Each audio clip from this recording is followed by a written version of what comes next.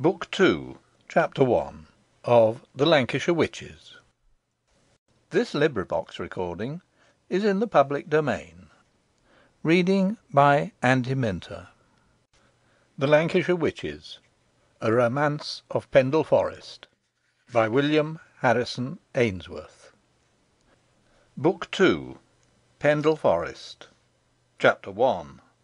Flint. A lovely morning succeeded the strange and terrible night. Brightly shone the sun upon the fair Calder as it winded along the green meads above the bridge, as it rushed rejoicingly over the weir, and pursued its rapid course through the broad plain below the Abbey.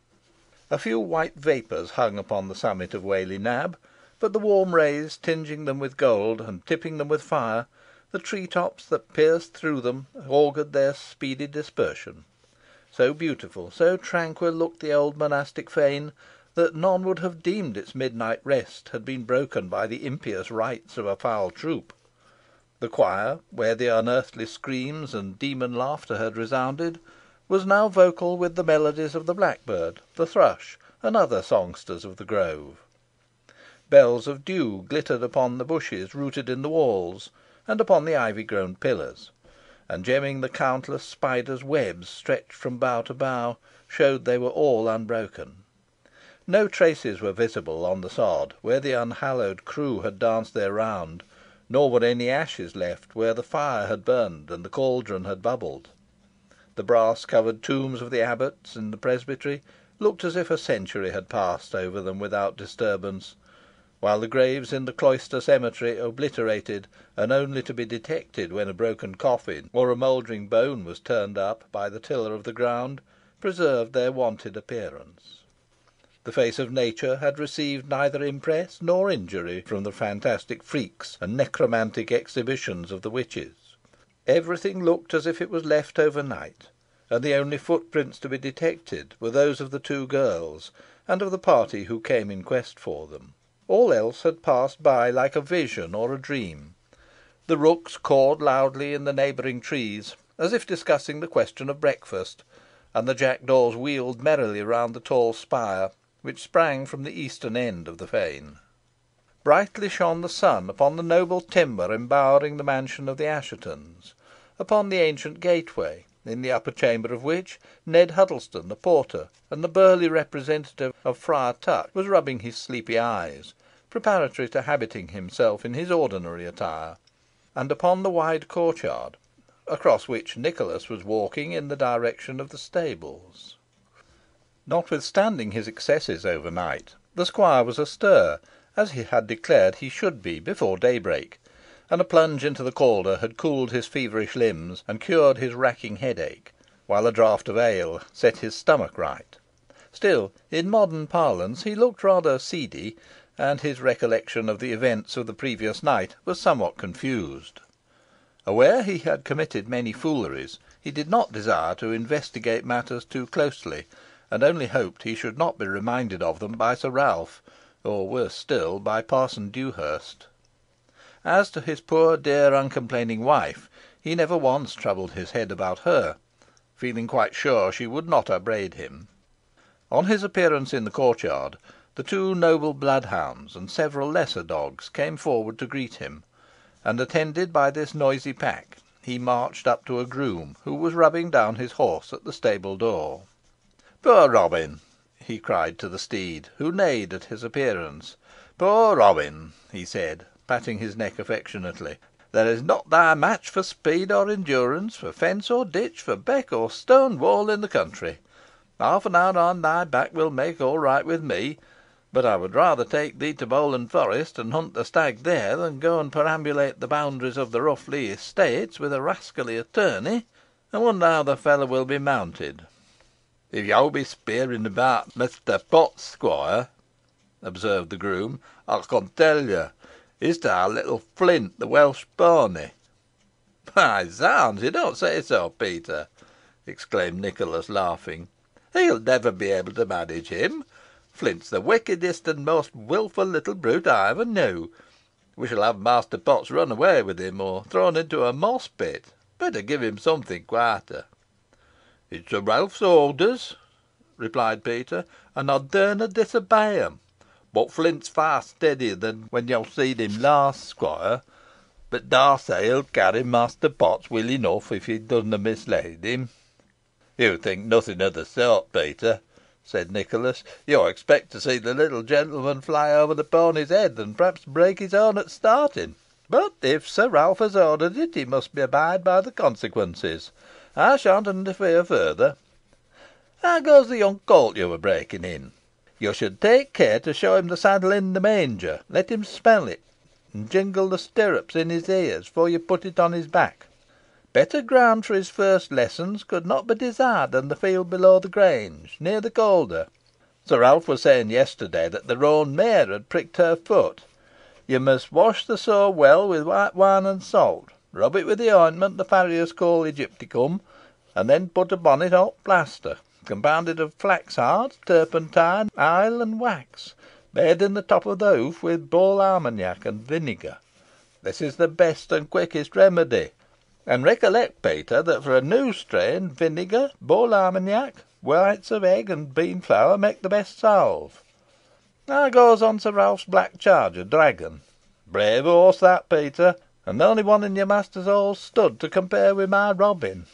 But Dragon, though of high courage and great swiftness, has not the strength and endurance of Robin, neither can he leap so well.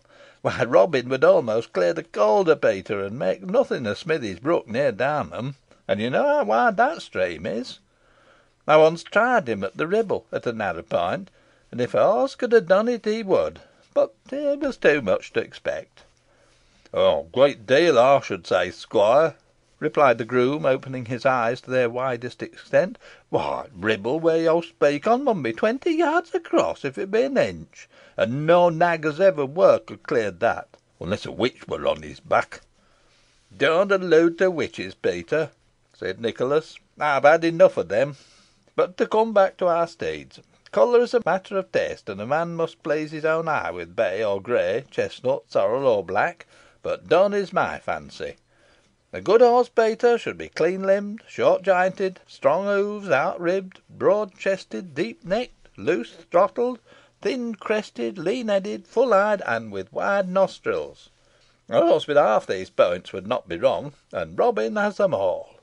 "So he has, sure enough, squire," replied Peter, regarding the animal with an approving eye, as Nicholas enumerated his merits. "But if I may choose betwixt them, and young Master Richard Assheton's grey gelding, Merlin, I knows which I'd take." "Robin, of course," said Nicholas. "Nay, squire, it should be t'other," replied the groom. "You're no judge of a horse, Peter," rejoined Nicholas, shrugging his shoulders. "Oh, maybe not," said the groom, "but I'm bound to speak truth. I say, Tun Lomax is bringing out Merlin. We can put the two nags side by side, if you choose." "They shall be put side by side in the field, Peter. That's the way to test their respective merits," returned Nicholas. "And they won't remain long together, I'll warrant you. I offered to make a match for 20 pieces with Master Richard, but he declined the offer. Harkee, Peter, break an egg in Robin's mouth before you put on his bridle. It strengthens the wind, and adds to horse's power of endurance. Do you understand?" "Perfectly, squire," replied the groom. "By the mess, that's a secret worth knowing. Any more orders?" "No," replied Nicholas. "We shall set out in an hour, or it may be sooner." "I shall be ready," said Peter; and he added to himself, as Nicholas moved away, "I'll take care Tom Lomax gives an egg to Merlin, and that'll make all fair, or if they chance to try their horses' mettle." As Nicholas returned to the house, he perceived to his dismay Sir Ralph and Parson Dewhurst standing upon the steps, and, convinced from their grave looks that they were prepared to lecture him, he endeavoured to nerve himself for the infliction. 2 to 1 in awkward odds," said the squire to himself, "especially when they have the vantage ground. But I must face them, and make the best fight circumstances will allow. I shall never be able to explain that mad dance with his old Heaton. No one but Dick will believe me, and the chances are he won't support my story. But I must put on an air of penitence, and, sooth to say, in my present state, it is not very difficult to assume." Thus pondering, with slow step, affectedly humble demeanour, and surprisingly lengthened visage, he approached the pair who were waiting for him, and regarding him with severe looks. Thinking it the best plan to open the fire himself, Nicholas saluted them, and said, "Give you good day, Sir Ralph, and you too, worthy Master Dewhurst. I scarcely expected to see you so early astir, good sirs, but the morning is too beautiful to allow us to be sluggards. For my own part, I have been awake for hours, and have passed the time wholly in self reproaches for my folly and sinfulness last night, as well as in forming resolutions for self amendment and better government in future." "I hope you will adhere to those resolutions, then, Nicholas," rejoined Sir Ralph, sternly, "for change of conduct is absolutely necessary if you would maintain your character as a gentleman. I can make allowance for high animal spirits, and can excuse some licence, though I do not approve of it, but I will not permit decorum to be outraged in my house, and suffer so ill an example to be set to my tenantry." "Fortunately I was not present at the exhibition," said Dewhurst, "but I am told you conducted yourself like one possessed, and committed such freaks as are rarely, if ever, acted by a rational being." "I can offer no defence, worthy sir, and you, my respected relative," returned Nicholas, with a contrite air. "Neither can you reprove me more strongly than I deserve, nor than I upbraid myself. I allowed myself to be overcome by wine, and in that condition was undoubtedly guilty of follies I must ever regret." "Amongst others, I believe you stood upon your head," remarked Dewhurst. "I am not aware of the circumstances, reverend sir," replied Nicholas, with difficulty repressing a smile; "but as I certainly lost my head, I may have stood upon it unconsciously. But I do recollect enough to make me heartily ashamed of myself, and determined to avoid all such excesses in future." "In that case, sir," rejoined Dewhurst, "the occurrences of last night, though sufficiently discreditable to you, will not be without profit, for I have observed, to my infinite regret, that you are apt to indulge in immoderate potations, when under their influence, to lose due command of yourself, and commit follies which your sober reason must condemn. At such times I scarcely recognise you. You speak with unbecoming levity, and even allow oaths to escape your lips." "It is true, reverend sir," said Nicholas; "but zounds a plague upon my tongue. 'Tis an unruly member. Forgive me, good sir, but my brain is a little confused." "I do not wonder, from the grievous assaults made upon it last night, Nicholas," observed Sir Ralph. "Perhaps you are not aware that your crowning act was whisking wildly round the room by yourself, like a frantic dervish." "I was dancing with Isole de Heton," said Nicholas. "With whom?" inquired Dewhurst, in surprise. "With a wicked votaress, who has been dead nearly a couple of centuries," interposed Sir Ralph, "and who, by her sinful life, merited the punishment she is said to have incurred. This delusion shows how dreadfully intoxicated you were, Nicholas. For the time you had quite lost your reason." "I am sober enough now, at all events," rejoined Nicholas, "and I am convinced that Isole did dance with me, nor will any arguments reason me out of that belief." "I am sorry to hear you say so, Nicholas," returned Sir Ralph. "That you were under the impression at the time, I can easily understand; but that you should persist in such a senseless and wicked notion is more than I can comprehend." "I saw her with my own eyes, as plainly as I see you, Sir Ralph," replied Nicholas, warmly. "That I declare upon my honour and conscience; and I also felt the pressure of her arms. Whether it may not have been the Fiend in her likeness, I will not take upon me to declare. Indeed, I have some misgivings on the subject; but that a beautiful creature, exactly resembling the votaress, danced with me, I will ever maintain." "If so, she was invisible to others, for I beheld her not," said Sir Ralph; "and though I cannot yield credence to your explanation, yet, granting it to be correct, I do not see how it mends your case." "On the contrary, it only proves that Master Nicholas yielded to the snares of Satan," said Dewhurst, shaking his head. I would recommend you long fasting and frequent prayer, my good sir, and I shall prepare a lecture for your special edification, which I will propound to you on your return to Downham, and if it fails in effect, I will persevere with other godly discourses." "With your aid I trust to be set free, reverend sir," returned Nicholas; "but as I have already passed 2 or 3 hours in prayer, I hope they may stand me in lieu of any present fasting, and induce you to omit the article of penance, or postpone it to some future occasion, when I may be better able to perform it, for I am just now particularly hungry, and I am always better able to resist temptation with a full stomach than an empty one. As I find it displeasing to Sir Ralph, I will not insist upon my visionary partner in the dance, at least until I am better able to substantiate the fact, and I shall listen to your lectures, worthy sir, with great delight, and I doubt not with equal benefit. But in the meantime, as carnal wants must be supplied, and mundane matters attended to, I propose, with our excellent host's permission, that we proceed to breakfast."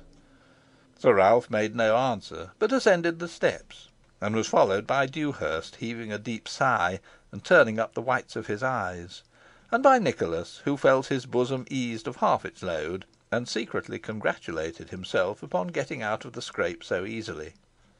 In the hall they found Richard Assheton, habited in a riding dress, booted, spurred, and in all respects prepared for the expedition.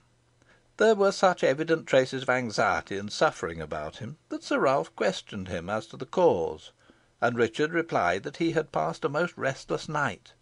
He did not add that he had been made acquainted by Adam Whitworth with the midnight visit of the 2 girls to the conventual church, because he was well aware Sir Ralph would be greatly displeased by the circumstance, and because Mistress Nutter had expressed a wish that it should be kept secret.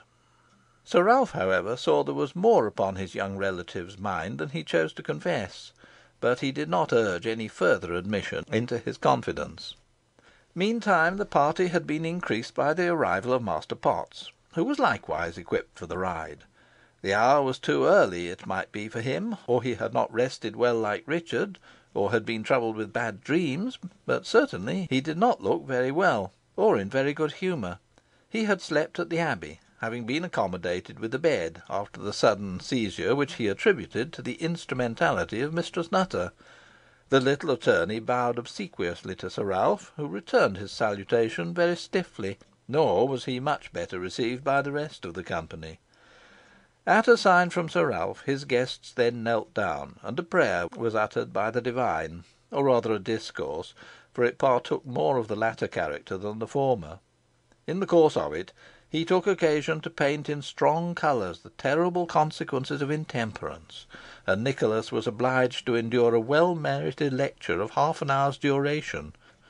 But even Parson Dewhurst could not hold out for ever, and to the relief of all his hearers, he at length brought this discourse to a close. Breakfast at this period was a much more substantial affair than a modern morning repast, and differed little from dinner or supper, except in respect to quantity. On the present occasion there were carbonadoes of fish and fowl, a cold chine, a huge pasty, a capon, neat's tongues, sausages, botargos, and other matters as provocative of thirst as sufficing to the appetite. Nicholas set to work bravely. Boiled trout, steaks, and a huge slice of venison pasty disappeared quickly before him, and he was not quite so sparing of the ale as seemed consistent with his previously expressed resolutions of temperance. In vain Parson Dewhurst filled a goblet with water, and looked significantly at him. He would not take the hint, and turned a deaf ear to the admonitory cough of Sir Ralph.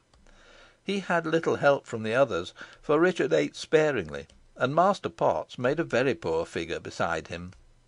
At length, having cleared his plate, emptied his cup, and wiped his lips, the squire arose and said he must bid adieu to his wife, and should then be ready to attend them. While he quitted the hall for this purpose, Mistress Nutter entered it.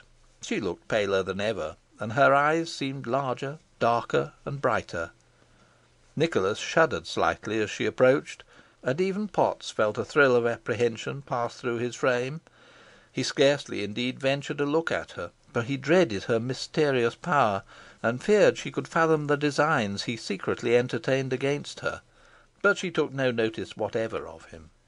Acknowledging Sir Ralph's salutation, she motioned Richard to follow her to the further end of the room. "Your sister is very ill, Richard," she said, as the young man attended her, "feverish and almost light-headed. Adam Whitworth has told you, I know, that she was imprudent enough, in company with Alizon, to visit the ruins of the conventual church late last night, and she there sustained some fright which has produced a great shock upon her system. When found, she was fainting, and though I have taken every care of her, she still continues much excited, and rambles strangely. You will be surprised as well as grieved when I tell you that she charges Alizon with having bewitched her." "How, madam?" cried Richard. "Alizon bewitch her? It is impossible."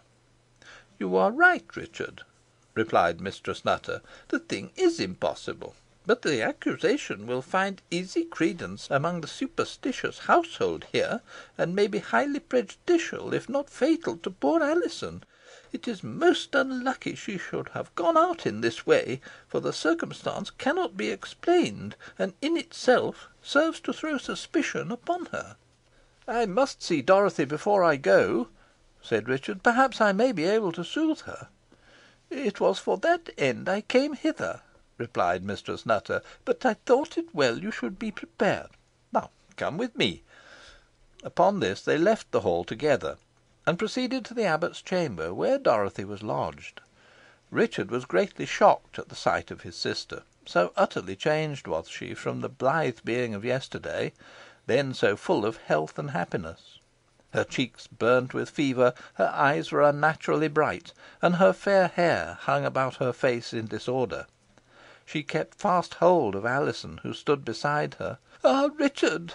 she cried, on seeing him, "I am glad you are come. You will persuade this girl to restore me to reason, to free me from the terrors that beset me. She can do so if she will." "Calm yourself, dear sister," said Richard, gently endeavouring to free Alizon from her grasp. "No, do not take her from me," said Dorothy, wildly. "I am better when she is near me, much better. My brow does not throb so violently, and my limbs are not twisted so painfully. Do you know what ails me, Richard?" "You have caught cold from wandering out indiscreetly last night," said Richard. "I am bewitched," rejoined Dorothy, in tones that pierced her brother's brain. "Bewitched by Alizon Device, by your love. Ha! ha! ha! She wishes to kill me, Richard, because she thinks I am in her way, but you will not let her do it." "You are mistaken, dear Dorothy. She means you no harm," said Richard. "Heaven knows how much I grieve for her, and how fondly I love her," exclaimed Alizon, tearfully. "It is false," cried Dorothy. "She will tell a different tale when you are gone. She is a witch, and you shall never marry her, Richard never, never." Mistress Nutter, who stood at a little distance, anxiously observing what was passing, waved her hand several times towards the sufferer, but without effect. "I have no influence over her," she muttered. "She is really bewitched. I must find other means to quieten her." Though both greatly distressed, Alizon and Richard redoubled their attentions to the poor sufferer.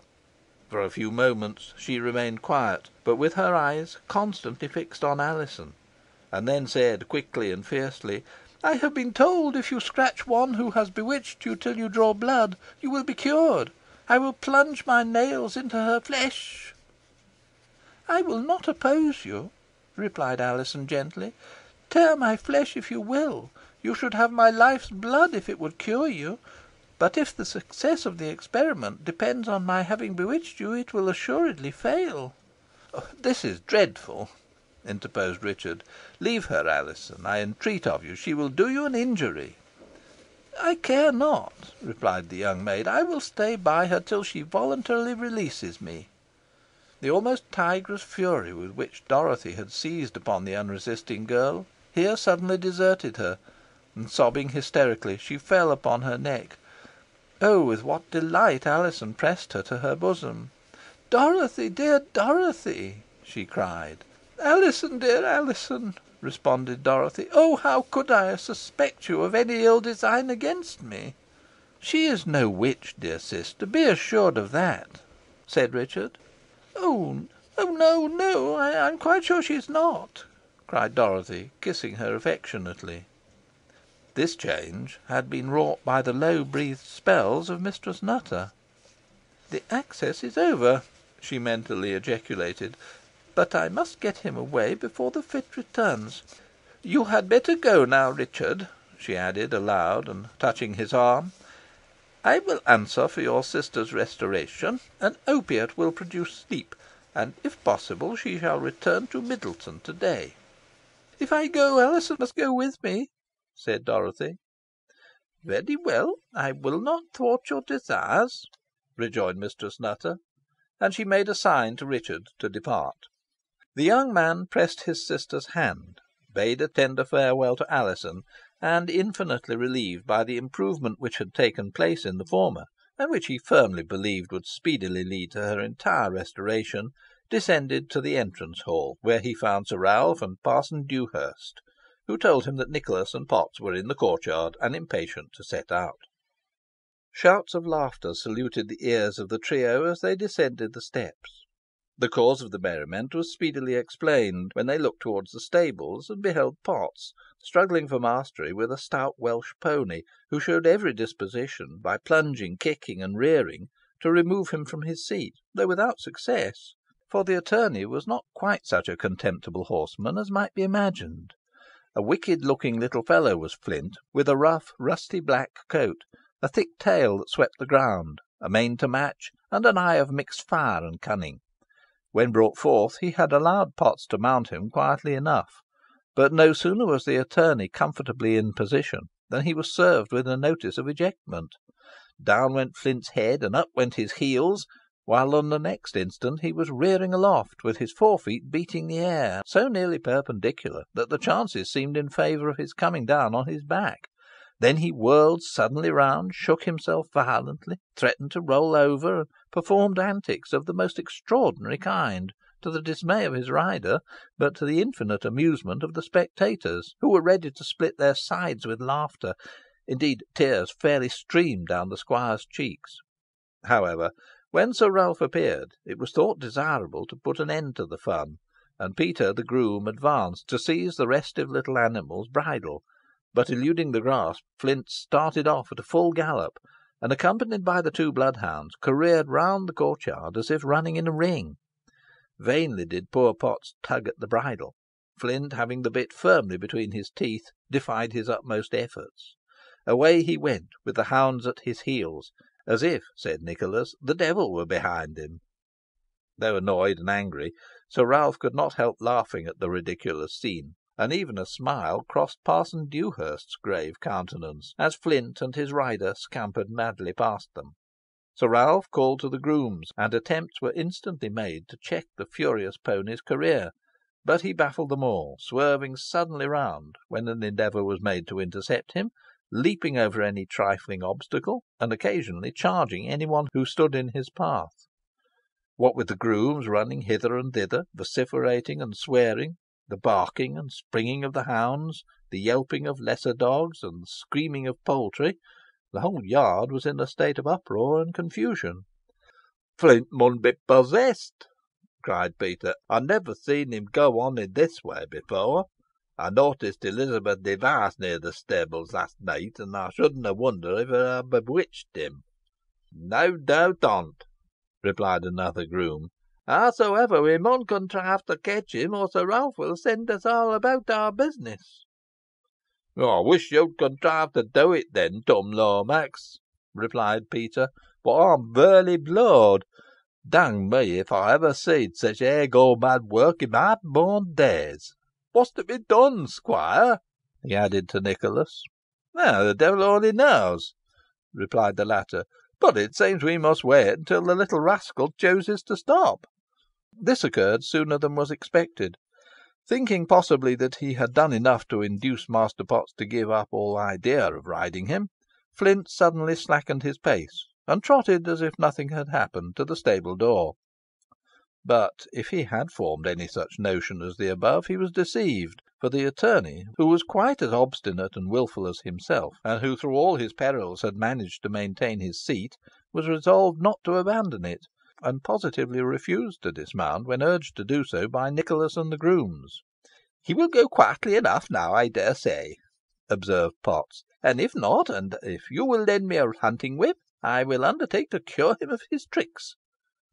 Flint seemed to understand what was said, for he laid back his ears as if meditating more mischief; but being surrounded by the grooms, he deemed it advisable to postpone the effort to a more convenient opportunity.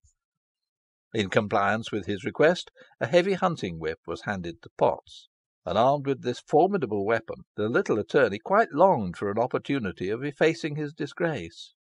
Meanwhile, Sir Ralph had come up, and ordered a steady horse out for him, but Master Potts adhered to his resolution, and Flint remaining perfectly quiet, the baronet let him have his own way. Soon after this, Nicholas and Richard having mounted their steeds, the party set forth. As they were passing through the gateway, which had been thrown wide open by Ned Huddlestone, they were joined by Simon Sparshot, who had been engaged by Potts to attend him on the expedition in his capacity of constable. Simon was mounted on a mule, and brought word that Master Roger Nowell begged that they would ride round by Read Hall, where he would be ready to accompany them, as he wished to be present at the perambulation of the Boundaries. Assenting to the arrangement, the party set forth in that direction, Richard and Nicholas riding a little in advance of the others. CHAPTER II.